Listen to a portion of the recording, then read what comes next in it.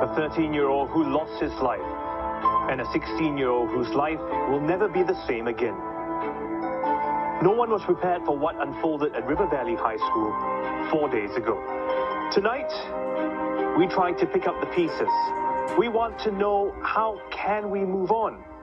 And what more can we do for our students?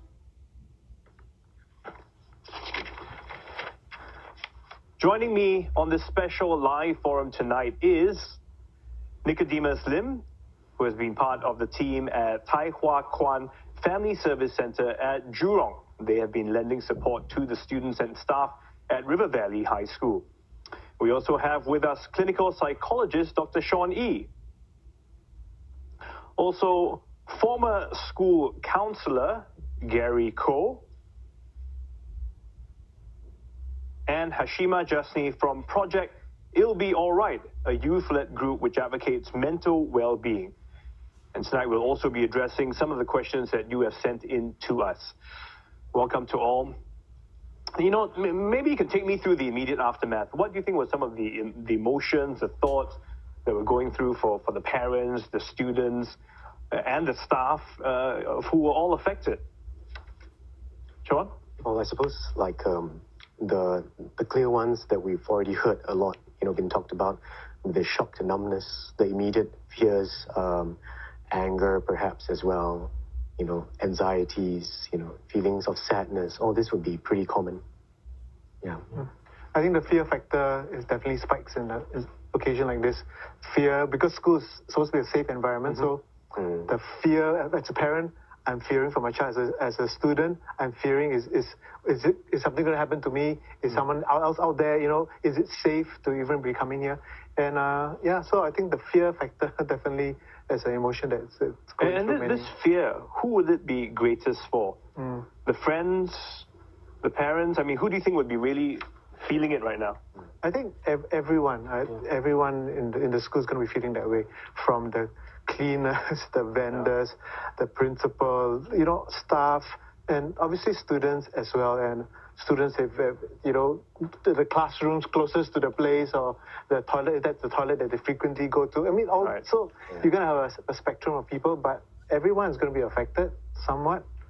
Is it fair to say that those who were closer to the individual, I mean, via whether it's physical proximity, location, or perhaps interacted in classes with this particular individual? I mean, Nick?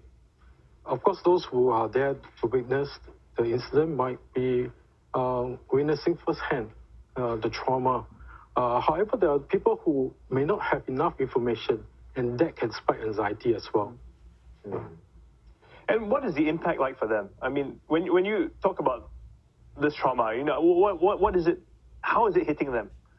Well, as Sean has said, the immediate negative emotions, those are really normal. And the thoughts that run through their mind, that may cause some numbness, shock, confusion, and all this psychological response, which we call trauma. If I can perhaps add on a bit more, to differentiate a bit more. I suppose we want to try to look at how these initial feelings are actually quite normal, as a result of a situation that is tragic and kind of like unpredictable. Separate that from more traumatic responses, where we start to feel really quite overwhelmed and hence experience significant amounts of distress as well. Well, a lot of focus, I mean, at this initial stage has been placed on the students. But, as someone pointed out on River Valley High School's social media page, they actually wrote, "Please remember that our teachers and staff are also grieving." So do you think this group, or would they be perhaps dealing with it in a different way? Gary? I think staff and the relevant stakeholders, they will feel the primary responsibility is to care for the precious children or the students they have under their care. So they will go into an operation mode. I have to do this, rather than a feeling mode, which will ultimately hit them. Or they may be feeling it, but while in school, I need to do this to care for them. So priority is always, I have to care for my students, care. But when they go home, or even weeks or months later, when the emotions overwhelms them, that's when a lot of care needs to be to be mindful that they are going to go through certain things as well. But it might not be at this present moment where the adrenaline is taking over. I'm just going to care for the student first. All right. So because in the school it's an operational, so I got to help these guys, I got to help these students, I'm looking out My for them. priority is for them. But first. it will hit them later on. Definitely. Shima, you work with a lot with young people, you know, and in fact, some of the young people have said, it's not just us, it's our teachers as well who need help, you know. Yep. I mean, did that surprise you, that reaction? I guess I think the youth understand that everybody is affected by the incident. It's not just the youth themselves, the students themselves, but also the teachers and everybody. So when we get this kind of responses whereby it just shows that they are aware of the whole situation, and probably what they are driving towards is more of finding understanding from the members of the public. Like, hey, it's not about just the students, but if there are such incidents happening to schools, we should also care for the teachers. Like, do not stress the teachers who are also affected, and do not dismiss how they are feeling, because we tend to focus on, maybe like what kind of preparations are there, like given for my student, for my child, perhaps. Right. Yeah, so this is something that I think today the students probably would have resonated and probably are more mindful about the whole situation. Can I just add, because I think also one of the concerns that we need to be exploring, that the teachers or students are told, please don't speculate, don't share with someone else. But what that does sometimes is, I can't share with anyone, then I'm going to struggle in silence. Who can I really talk to? So it's to always remember that, okay, there are safe places that we can open for you to be comfortable talking to, rather than you shouldn't be saying anything to anyone. Then if my parents ask me, I'm also not going to say anything because I'm told not to say anything. Yeah. And that's difficult because that is the first question everyone asks. What happened, right? Yep. I mean, and parents too, when the kids come home, they'll be saying, you know, tell me what happened. But actually, how do you think it's hitting the parents? How is it affecting them? Should we also be looking at that? Parents always want to do their best for their children. You know, that's understandable. At the same time, you know, I think sometimes parents would want to approach the students or children, right, in a way that they are most comfortable with. Most often quite familiar responses. Either, you know, if I'm quite a protective parent, I'm going to hands-on and try to check in with you all the time, as opposed to parents that, you know, might shut down, dismiss a little bit, because that's kind of like an area I'm not familiar with, and I don't know how to open this up with you. Yeah. So what then? That means you see two rather distinct group of parents in the way they are responding to the situation. In general, I would say that there are such groups. Right. Yeah. What about parents who may not be affiliated to the school? I mean, because this is a tragedy that has really hit the entire country. And as a parent, I cry out inside, and I think, how could this have happened? You know, how would you, or what would you suggest for parents who are on the outside looking in? I think there will be widespread anxiety, that's for sure. Anxiety, the bigger ones as well as the smaller ones. You know, in like the bigger schools or the different kind of schools that you might see, mental health concerns come to the forefront of discussions. So we want to normalize this, you know, in the sense that there will be issues that our children go through that they may not present up to us on a platter to say that I have this problem, help me, you know. And as a parent, rather than ask, why did this happen, or ask your child, your child will not know, it's asking what are you feeling now? What's going through your mind? And giving the child the space, because I think primary schools also hear about it. They take the same bus with an older child. They're going to hear it all. So as parents, we need to be there just to offer, and what are you feeling? What are you thinking? And just leave it as that, because the child, depending on the relationship with the child may say certain things and then articulate and then process together. So every parent needs to be involved in this rather than just leave it to the schools. Right. So in a way, it's opening up that channel of communication instead of coming in and saying, let me try and fix it, you know, which is very often what parents try to do. I want to take some questions from our viewers because we asked them to send in their questions. Someone wrote in to ask about, you know, the kids being harassed, you know, maybe Shima, I can take this question. Do you see the media harassing the kids as the right thing to do? And it's not just the media, we have social media now, right in our faces. How is all this adding on to what the kids, the faculty, the staff, and the parents are going through? I mean, the word harass has already a negative connotation to it. I think on top of what they're feeling, which is fear, anxiety of coming back to school and actually facing the place where they found as a safe space for students themselves, I think it is definitely not right because these are additional pressure, additional stress on top of whatever that they're feeling, because these are unwanted media attention, and at the same time, these things are not part of their everyday lifestyle. So as much as possible, I believe that they need time and space, and that privacy is really, really important to them. But that's really difficult. I mean, and now if you go to River Valley School, there'll be journalists, sort of outside the gates. People say when they see a student in the uniform, they want to go up and say, oh, can you tell me what happened? So they have that constant eyes on them, I mean. Yeah, I mean, this is something that is definitely inevitable because everybody wants scoops and information about what's happening. But we have to be sensitive in terms of like what is exactly happening. Are they really supposed to be the content that the media is looking for? Well, not just, I mean, it is members of the public too who are walking by and saying, oh, I heard about your school. Can you tell me more, Yeah. Yeah, it can be members of the public, it can be extended relatives, it can be even like friends from other schools. I mean, these are things where we have to be mindful and aware of. As much as we are very interested and we are very concerned about the students of the River Valley High School, we need to also understand that try to put yourself in their shoes. What would you feel like if you have faced this, and at the same time you get all these additional questions that you are not looking like forward to? Yeah. A lot of them have also been commenting online on their social media pages, Would you have any suggestions on how they can do this and how they can be careful in doing it in a way that, I guess, because they want to express their thoughts and feelings, but at the same time, it may leave them vulnerable to others, right? Yeah, I guess the whole social media thing, it's just really a platform for them to vent out their frustrations or their sentiments towards the situation and incident. And I mean, I would like to also bring up the point on them being able to relate to other peers who are on their social media, who is able to relate to the incident compared to speaking up to their parents or speaking up to the older generations who may not have that same amount of like resonance to it.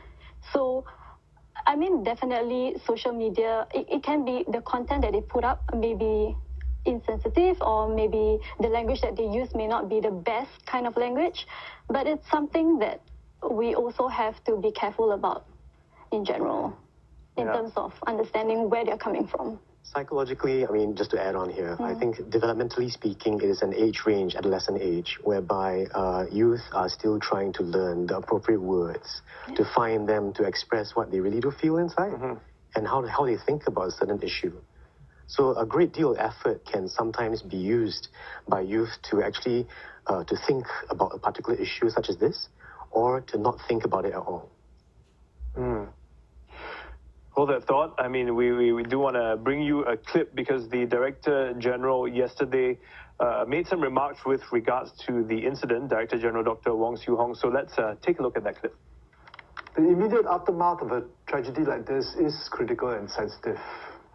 Since the incident, the school, with MOE HQ's support, has been proactively reaching out to affected staff and students to offer all our support. Close friends and teachers who are affected by the incident were invited to school yesterday so that MOE specialists and school counselors who are trained in psychological first aid and trauma management will be stationed there now, can provide the necessary support. Some have already accessed the help yesterday. A room has also been set up in the school since yesterday to help affected staff, students, and parents who can walk in for support, and will be open throughout the whole of this week. This morning, 97% of RV students returned to school, which is similar to the regular attendance on any given school day. This is the resilience of our students, and we are proud of them. That was the Director General of Education, Mr. Wong Siew Hong. He mentioned about, support, and I think that really is what we're talking about here, support, especially for our loved ones. Bring you another question from our viewer. for the public wrote in from High Five, who says, if friends reach out to talk to us, how should we react, or what is the appropriate response or action?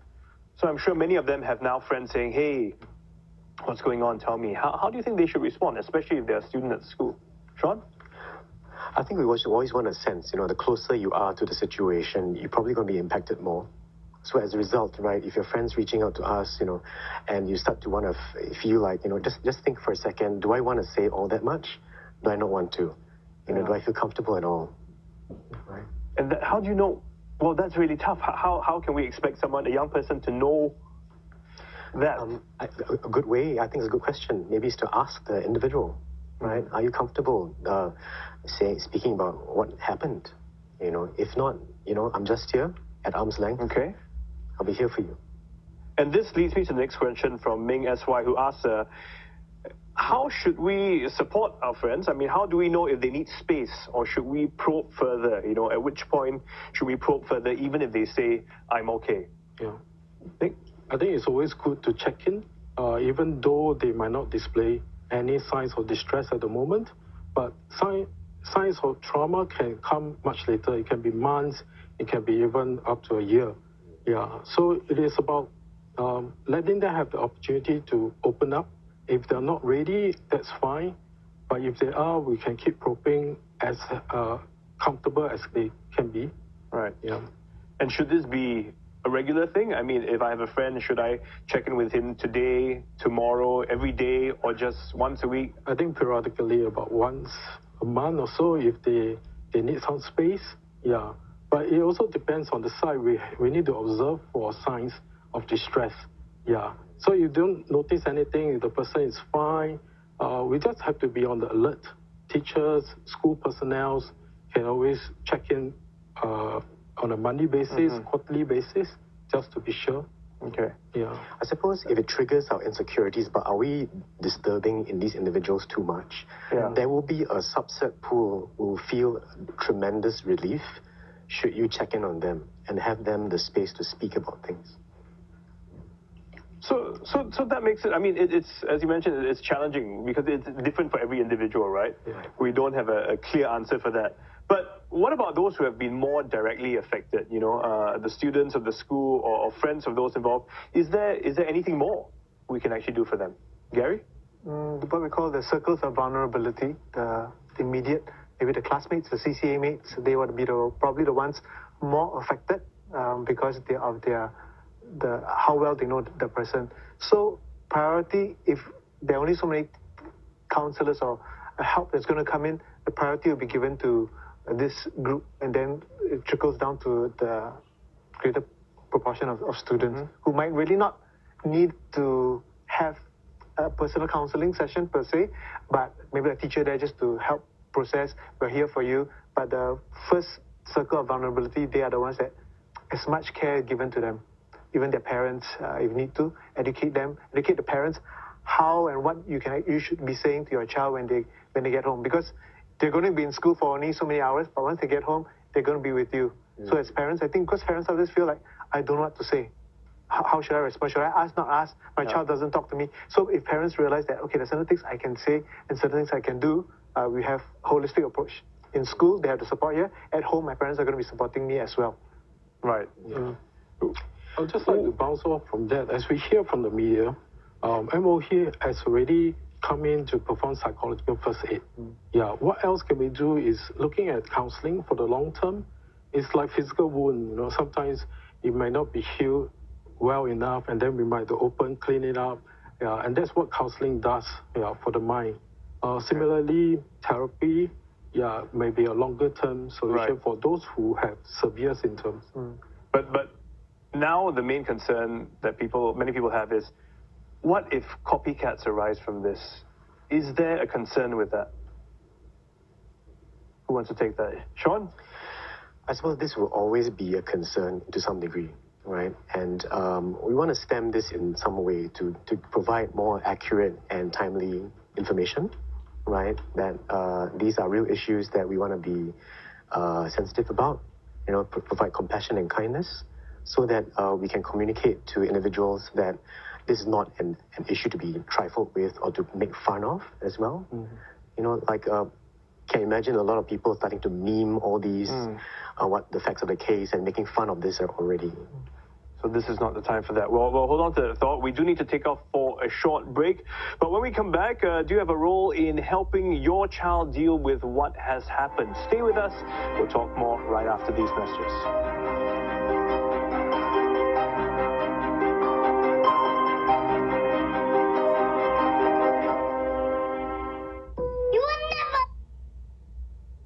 A professional email address that matches your domain name helps promote your brand with each email you send. Look professional and connect with customers. Get all the help and tools you need to grow online with GoDaddy. My mom always joked that she dropped me a lot on the head as a kid.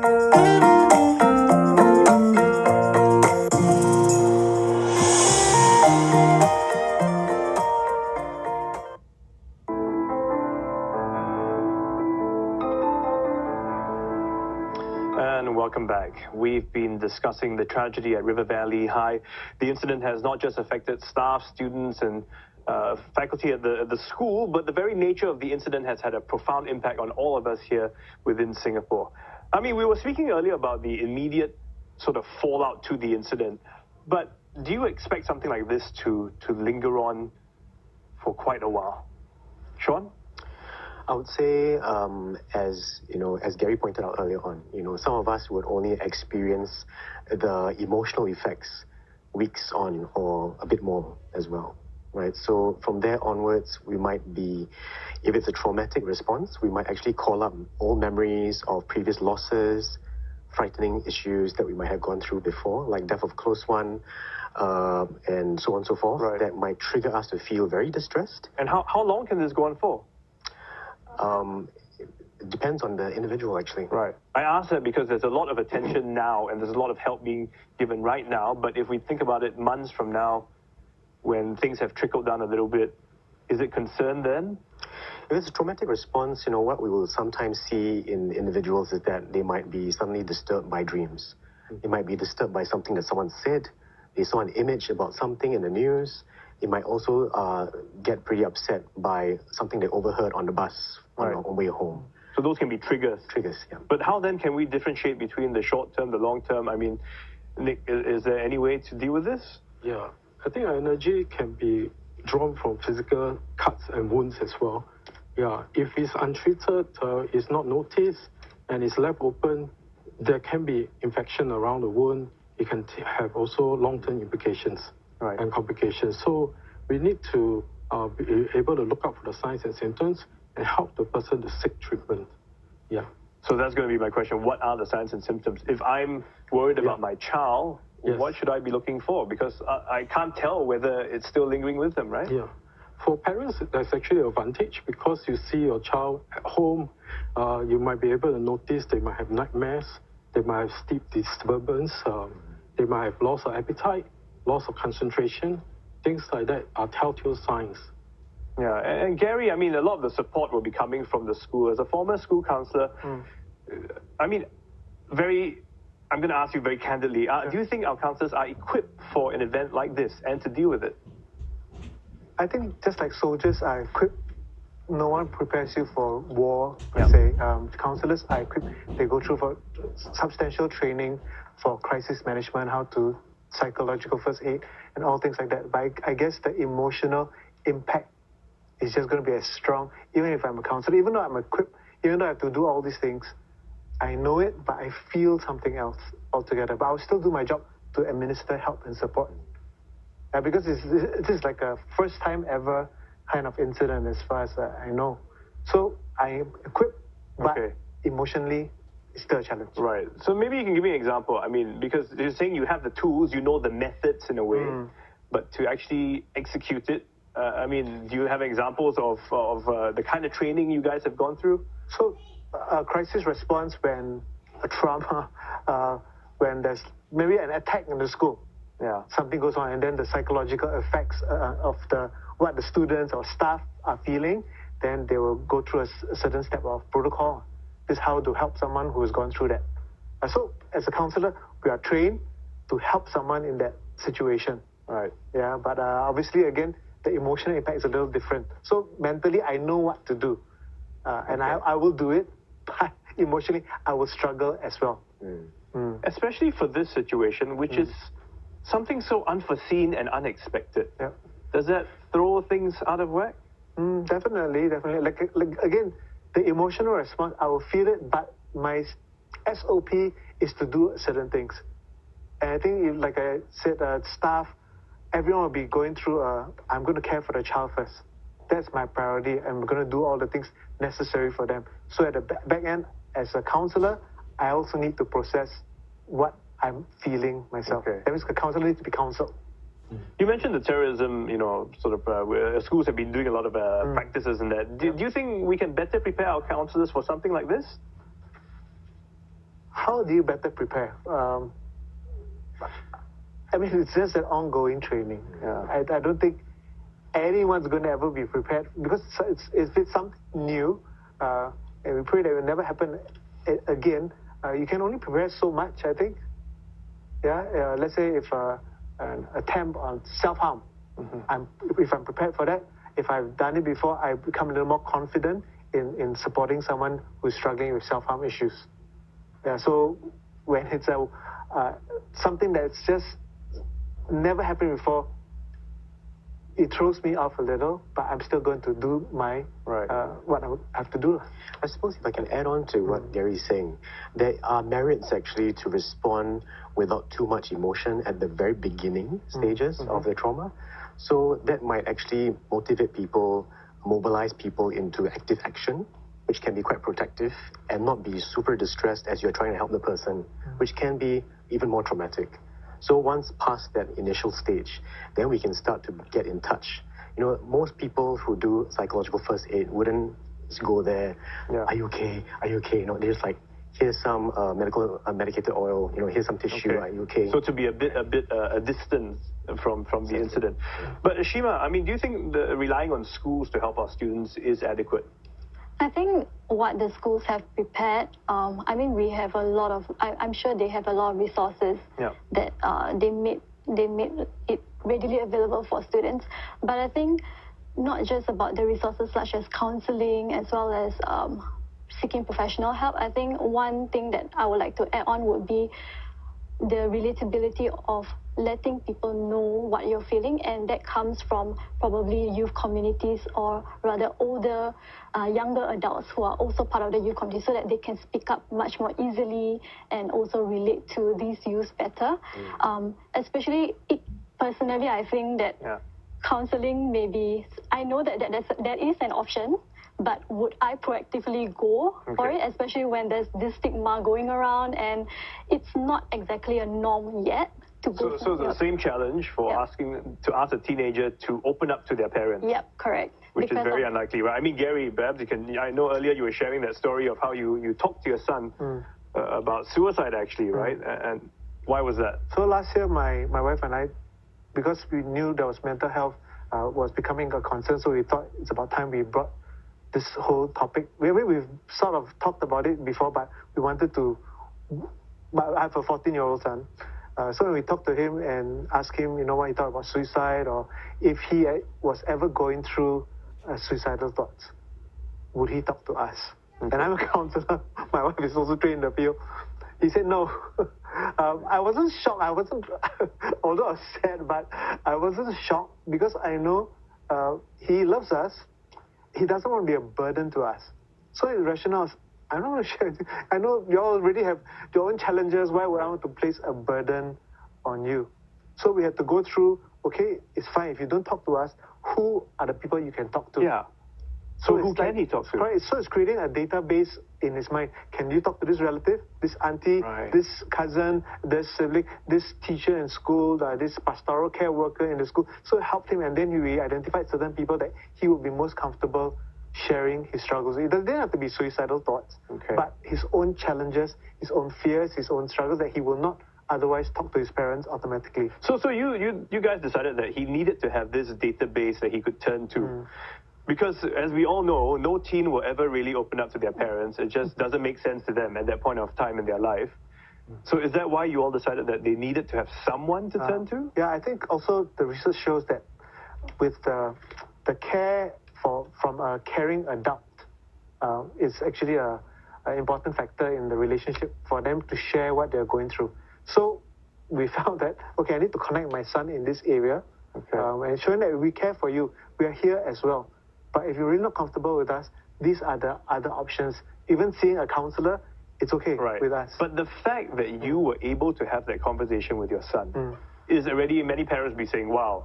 I mean, how do you embark on a career, you know, and how do you start a conversation with a teen like that? Okay, so a teachable moment will be after this incident, when there's just an openness, finding appropriate time and say, hey, honey, we just need to just check in on you and just see what's going on with you, and we want to be, you know, find that like a moment that if you are going through this, who can you turn to? Okay. And rather than out of the blue, suddenly you just suddenly bring it up. But these are teachable moments that we need as parents, capitalize on them, intervene, early intervention. Well, Nick, I mean, at the Family FSC, you guys have opened up a hotline, you know, for people to call in if they needed help. But from what we know, no one's really called in yet, right? Why do you think that's happened? I think it's still early stages. As I mentioned, it might take some time for them to really get in touch with their feelings and emotions. So they might come forward much later.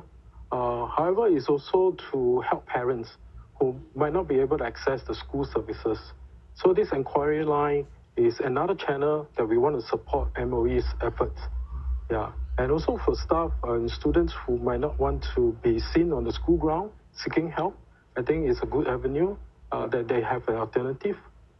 Would you advise people to actually, if let's say I'm in distress, or if my kid was, I would say call the hotline because at least they can speak to a professional versus speaking to their good friend who may give them, I don't know, perhaps the wrong advice?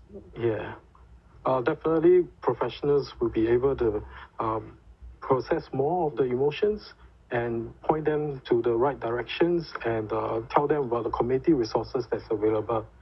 However, we also train mentors, youth, to be befrienders and equip them with the skills to help someone. And we already, THK is able to help and support this group who are willing to help others. Right. It's great to have that number, but Shima, how many teens are going to call that number? It's going to be very little. I have to say that upfront, which is why I think we have identified that issue whereby youth are not speaking out. They're not speaking up, and then because they can't find that sense of relatability with the older generation or with parents. So which is why the youth community groups have been growing. There has been like increase in awareness of mental health. What are these youth community groups? Tell us, how do they work? I think these vary in terms of their purpose. It can be befrienders, like what Nick mentioned, where they are readily available there. And I believe some schools also have a strong alumni network where they can have a mentor-mentee kind of connection, and they can actually share whatever that they're feeling regarding the stresses in school or even outside of school. So it really varies. It's kind of having like a big brother, big sister, someone that is nearer your age group that is more relatable.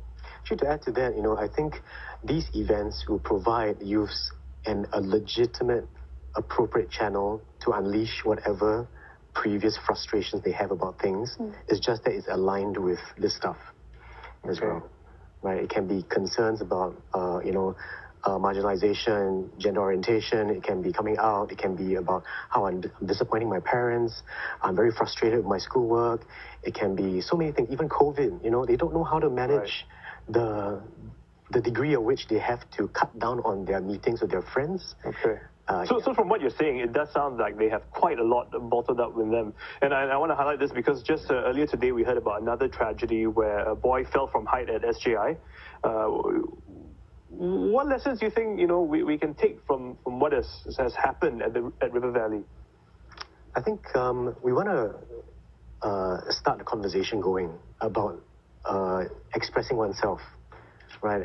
Maybe from the points that were shared earlier on, first thing would be about as long as I can tell something to someone who I feel that I can trust, someone who is safe. right? And as long as I can express myself, at least it's better out than in. Usually that's what I would say. As the first port of call. Then once we can start to feel like if we can write about it, if we can sing about it, we can express somehow, even if it's about taking a skateboard and going out to skateboard, right? And all that stuff helps me to feel like I'm getting it out of my system. If I can't access my words at the moment. Okay, so it's really just an avenue to let off some steam in a way. Yeah.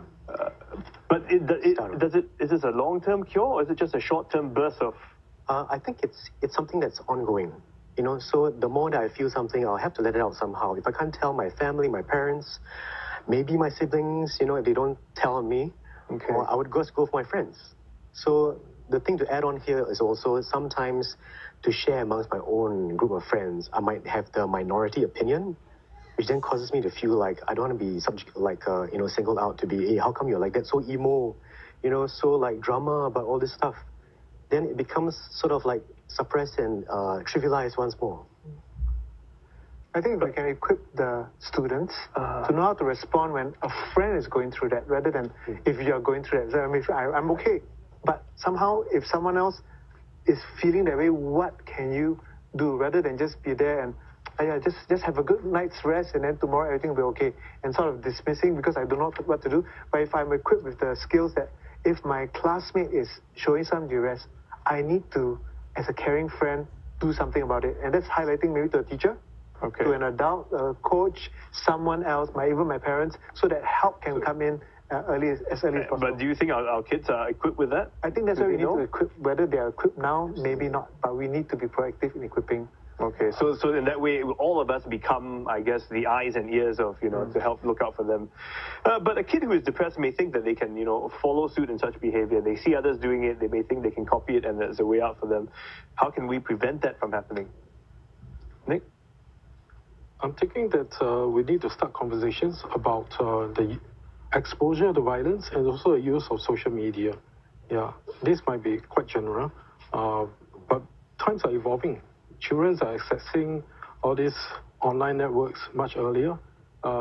With this incident, people are putting out messages, leaks of photos and stuff, which are quite inappropriate and can be distressing for people who are not even in the community.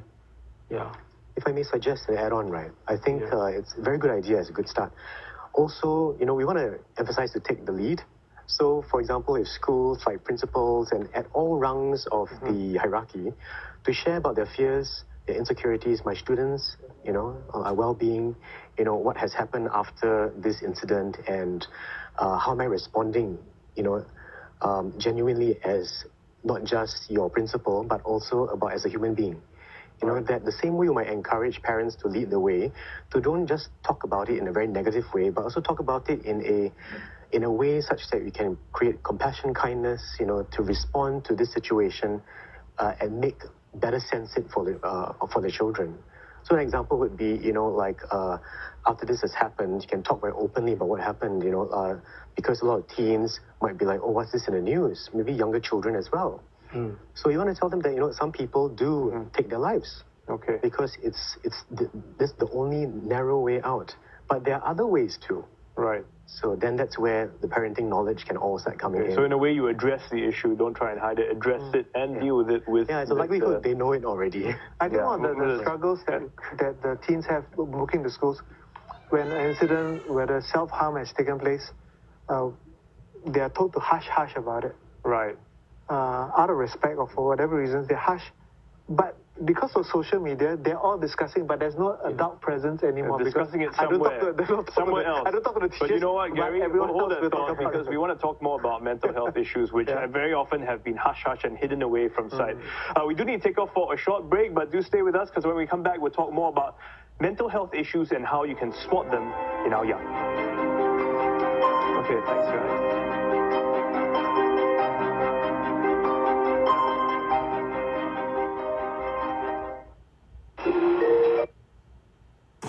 Cast a wider search for your entertainment. 我会拿到世界冠军的。宝宝，你有这么可怕吗？ From live TV to on-demand shows, find it on Cast. professional email address that matches your domain name helps promote your brand with each email you send. Look professional and connect with customers.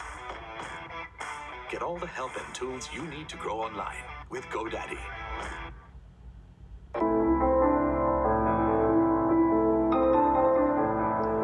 And welcome back. We've been discussing the tragedy at River Valley High. Now, this incident has cast a bigger spotlight on mental health in Singapore, especially in our young. So, Nick, let me start off by asking you this. Do you think this incident that's happened at River Valley will, further stigmatize people with mental illness?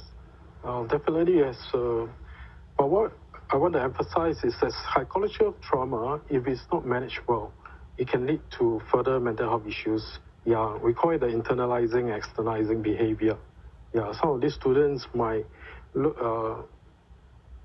keep the emotions within themselves and look inward, and this might lead to depression, anxiety, psychosomatic symptoms as well. Those who are externalizing might have trouble in school or attendance. Yeah, so people who might not be able to manage their emotions may feel ashamed of themselves. Yeah, and that will further stimulate them in seeking help. I mean, this is a big issue, Gary. I mean, and do you think it will be further driven home that if you are, have some mental illness, that you want to hide it further and not show it to the world, especially in a school environment? I think definitely there'll be a fear, but if we as educators, if we as adults realize, and as parents, how we communicate will be key.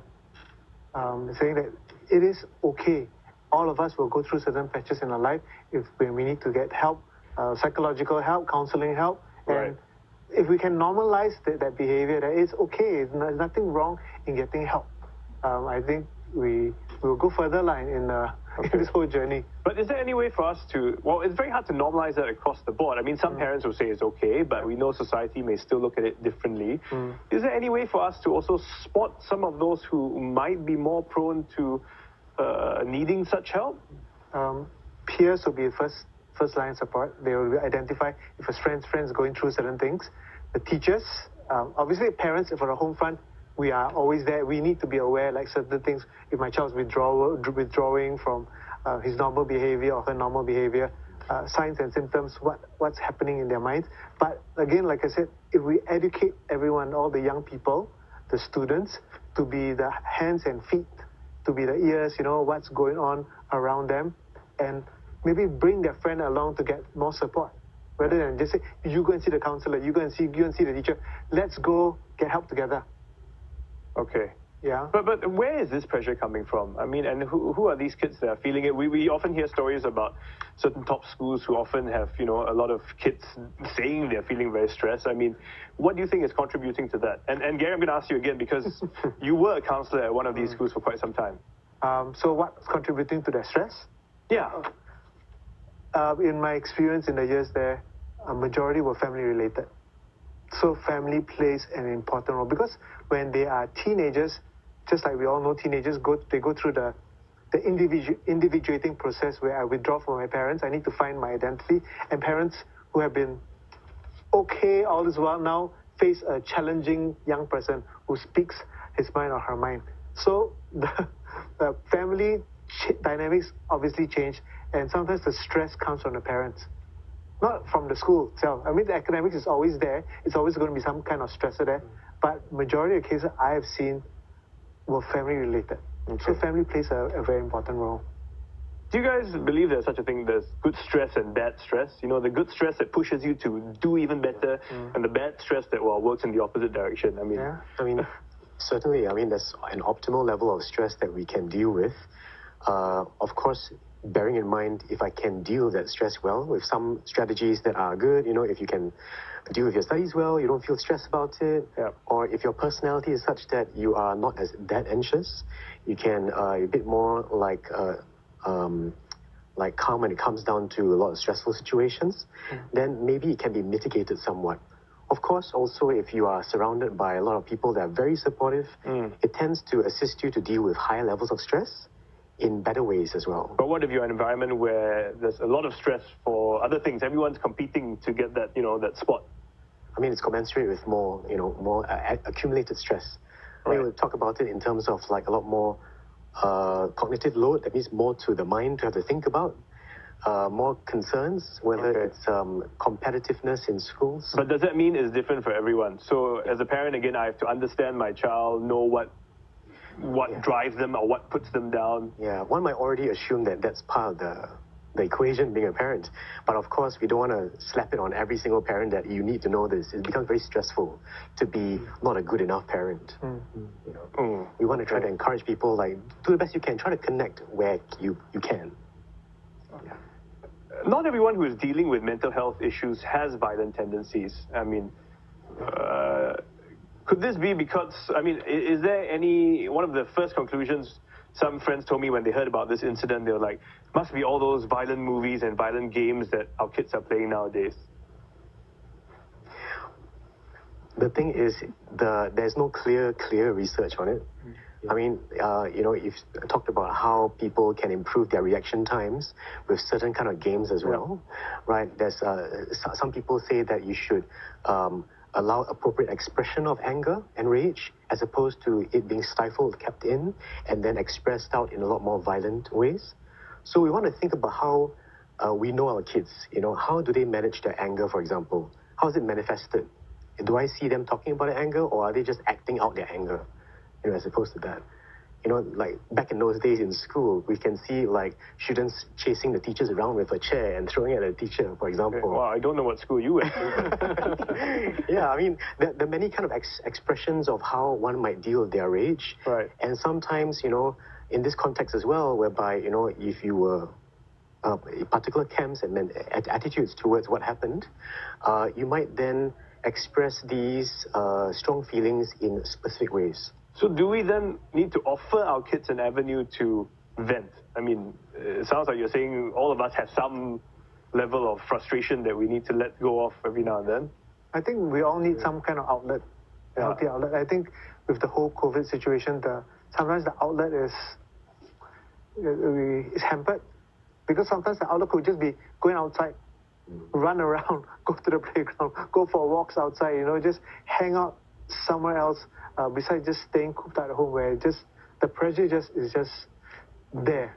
So healthy outlets, doing sports, hanging out with friends, going have coffee with somebody, those are all healthy outlets. But you see, it's easier as adults, we can recognize that. But Shima, as a young person, do you think the teens will they know when they are like, I'm on the edge, I need to let go some steam? I think some youth or some teens may be able to identify what they're feeling, but at the same time, there are also a group of teens who may not be able to identify what exactly am I feeling, what am I supposed to do with it, and how am I supposed to overcome this.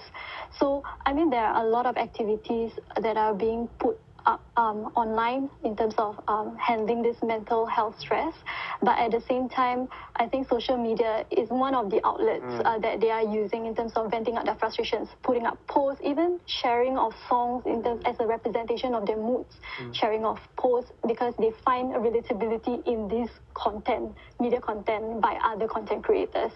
So it is very important to understand what are positive outlets, but also at the same time, it's also difficult to stop them from going overboard.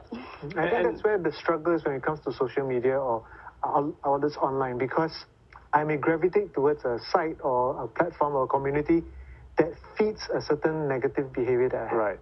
So that's why, as media literacy is so important for our young people. If I'm having an eating issue, if I'm gravitating to be a site where people are having the same eating issues, it's not going to be helpful. So how do I navigate out of that and guide? And that's a big challenge, and that was going to be my question, because that's why it's influencers, right? These people are called because they do influence, especially our young people. Is there concern that, the violence we see online, the acts being done by other people, that they could be taken in by such things as well? Of course, it is a concern that we have to keep in mind, but at the same time, we have to find people who we can relate to, and it can be even a trusted young adult in this. Like, for example, if my parents are telling me these are violent games that you shouldn't be playing, but maybe we can explain to your parents that maybe it's not about the violence that we are actually happy about, or we are actually seeking thrill from. It can be the adrenaline rush. So that kind of understanding that we need to establish with parents, with teachers, it's more of having the parents understand where they're coming from rather than being told how to feel a certain way. Yeah. Okay, I think you said the key word. Don't tell them, because that's very often what we do as parents. We tell them what you should or should not do. There are a whole range of mental health issues that we're looking at. I mean, how can we address these? How can we look out for the warning signs for them, especially in our young ones? Sean, you want to take a crack? I think one of the things I mentioned before, should we know a bit more of what the usual behaviors our kids are up to? What if they're suddenly quite withdrawn? They're very disturbed, if they have dreams, nightmares, and if they suddenly want to just keep on sharing the same old songs over and over and over again on social media, if they are suddenly very focused on something that is kind of random as well. I mean, you're saying sharing like really emo songs, maybe about breaking up, or so you're saying all the can you give me an example of the song? I wouldn't say like it would be everything, but as long as it's out of character. It seems kind of like, hey, hold on a second, like there's something not right, right? We don't want to start demonizing every single thing, right? So we can come alongside. I like the idea of coming alongside and, hey, you know what? I'm here if you need to speak about anything. Okay. Right? Are there trends you guys are seeing nowadays from our young people in terms of related to mental health and mental wellness? I mean, Shima, when you're saying, with your project, you're getting a lot of stories from young people, has there been an increase in the kind of youth coming and sharing with you, and what kind of stories are they sharing? Okay, so for our project, we realized that there has been a lot of stories surrounding education as well as family, which also is what you have mentioned previously. And all these stories actually comes from different aspects of life, whether it's social relationships, whether it's education, and even work. We tend to focus a lot on the younger youth, but actually we have a lot more stories in terms of dealing with stresses at the workplace, because probably they are not equipped in schools, and that may also translate to the adulthood in terms of managing the stress and also managing anxiety in general. Yep. Jerry, have you seen an increase in the number of young people coming to see you for mental health issues? Definitely. Just within the school itself, from the first year to the 10th year, I just seen more and more people willing to walk in, not even forced to come, but like arrowed to go. You went to the counselor, you had a fight going to the counselor. No, it shifted to, I need help. I'm going to get support. So I think what the schools do, the counselors sometimes will just give workshops and talks so that there's a face to who the counselor is. And sometimes when you realize the counselor is not so scary, or some elderly person who's going to like psychoanalyze you, and they're actually quite normal people who are just there with some skills, they're more open to do What are they sharing with you? What are the issues that they're coming in with? Purpose, meaning, life. Stress from academics is definitely a factor, but I see a lot just wondering what's purpose of life. Existential issue. Why am I studying? Why am I doing this? Because I think the shift in society definitely is parenting has changed. Where we in Singapore, more support is given, more educated parents. Okay. Yeah. Well, I'm sorry, I have to cut you off because we have run out of time. I have to say good night. Thank you all so much for discussion tonight. Our thoughts and prayers go out to the families who have been involved. And remember, if you think you need help, do feel free to reach out to someone you love, a school counselor, a family friend, someone that you feel that you can trust and speak to. If not, you can also call the hotline numbers that we have put on screen. But this has been a special edition of Talking Point. Thank you so much for your company. Good night.